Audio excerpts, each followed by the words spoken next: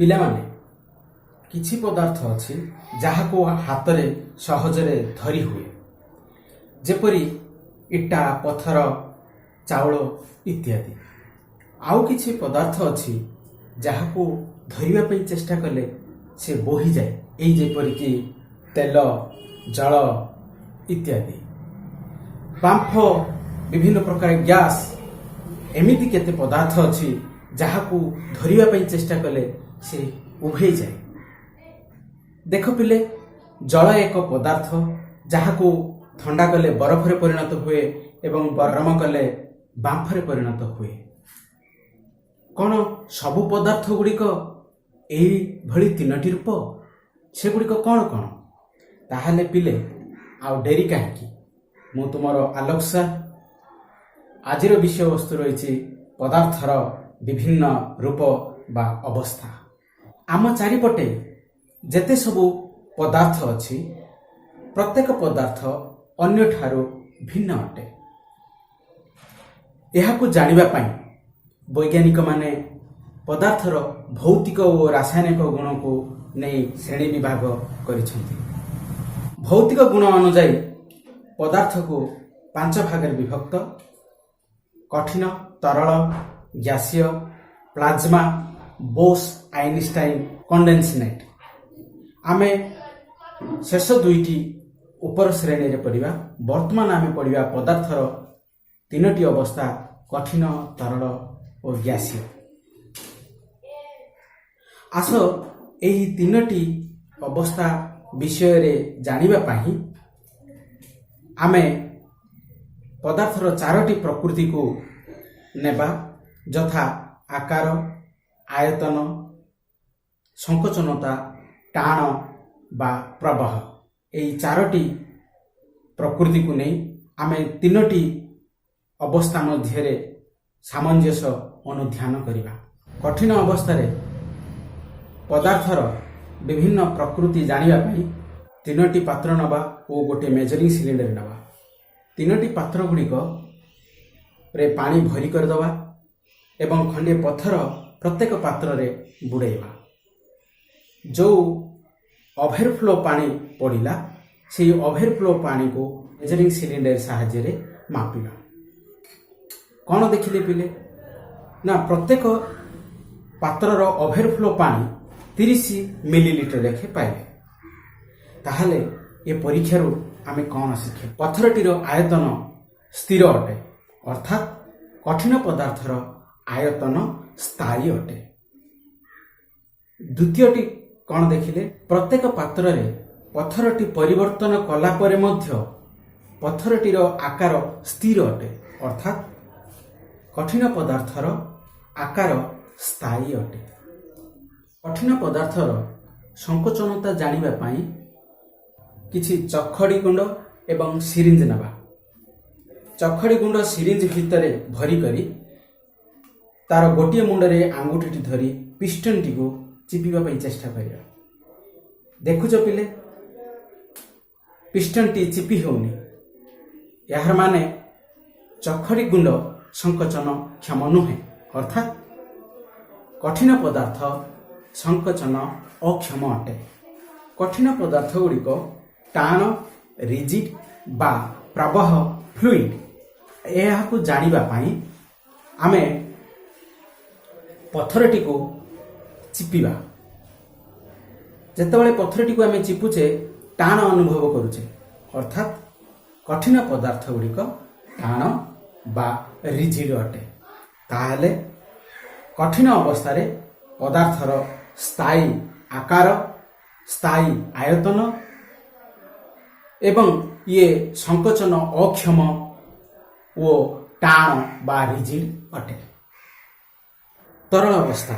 ଏହି ଅବସ୍ଥାରେ ପଦାର୍ଥର ବିଭିନ୍ନ ପ୍ରକୃତି ଜାଣିବା ପାଇଁ ପ୍ରଥମେ ଆମେ 4ଟି ପାତ୍ର ଏବଂ ଗୋଟିଏ ମେଜରିଂ ସିଲିଣ୍ଡର ନେବା। ଗୋଟିଏ ପାତ୍ରରେ 100 ମିଲିଲିଟର ପାଣି ନେଇ ପ୍ରତ୍ୟେକ ପାତ୍ରକୁ ପରିବର୍ତ୍ତନ କରିବା ଏବଂ ଶେଷରେ ଯେତେବେଳେ ମେଜରିଂ ସିଲିଣ୍ଡରରେ ପାଣିର ପରିମାଣ ମାପିଲେ, ସେତେବେଳେ ଦେଖିବାକୁ ପାଇଲେ ଯେ प्रथम पात्र रे जो 100 मिलीलीटर पानी नहीं मेजरिंग सिलिंडर रे मध्य 100 मिलीलीटर पानी पाइले। यही परीक्षार आम कौन बुझिले तरल पदार्थर आयतन स्थायी अटे। द्वितीय कथा है जेतेबेले पानी को गोटे पात्र अन्य पात्र को परिवर्तन करुछे पानीटी से ही पात्रर आकार धारण करुथला। तेणु पानीर कौनसी आकार नाही, यार आकार धारक पात्रर आकार उपरे निर्भर करुछि। तेणु तरल पदार्थर कौनसी निर्दिष्ट आकार नाही। तरल पदार्थर संकोचनता जानिबा पई आमे गोटे पानी बोतल रे पूरा पानी भरी करिबा एवं तार ठिपिटी दे देबा। से बोतलटी को चिपिबा पई चेष्टा करिबा। देखिलो पिले ताहाको चिपि होउना। तरल पदार्थ संकोचन अक्षम अटे। तरल पदार्थ गुड़िक टाण ना प्रवाह यह जानिबा पई दुईटी पात्र नवा। गोटे पात्र रे किछि जल नवा एवं गोटे पात्र अन्य पात्र को जल ढालिबा। देखुच केमिति जल ढाली होउची प्रवाहित होउची। तरल पदार्थ गुड़िक प्रवाह बा फ्लुइड अटे। ताहले तरल पदार्थ रे पदार्थर स्थायी आयतन अछि किंतु निर्दिष्ट आकार नाही। यार आकार धारक पात्रर आकार उपर निर्भर करे।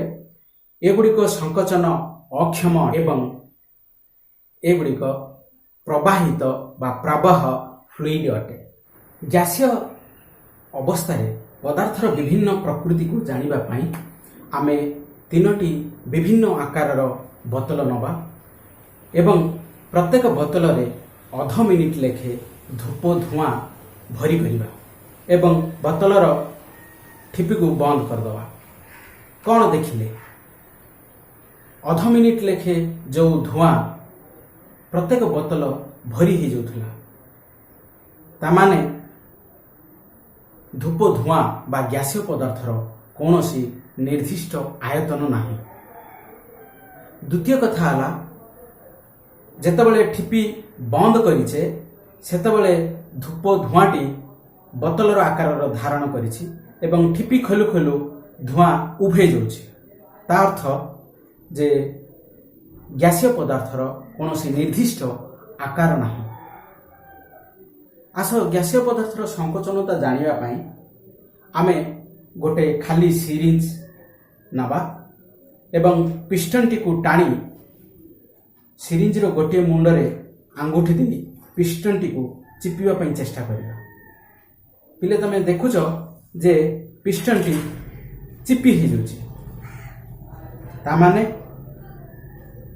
गैसीय पदार्थ गुड़िक संकोचन क्षम अटे। गैसीय पदार्थ टाण रिजिड ना प्रवाह फ्लुइड को जानिबा पई गोटे बोतल रे धूप धुआं भरी करी ठिपीटी को खोली देबा। जेतबेले आमे खोलुचे बोतलरू धुआं आस्ते आस्ते बाहर को बाहरुचे।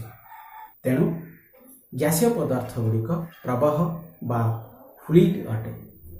ताहले गैसीय अवस्था रे पदार्थर स्थायी आयतन नाही, स्थायी आकार नाही, संकोचन क्षम अटे एवं फ्लुइड बा प्रवाह अटे।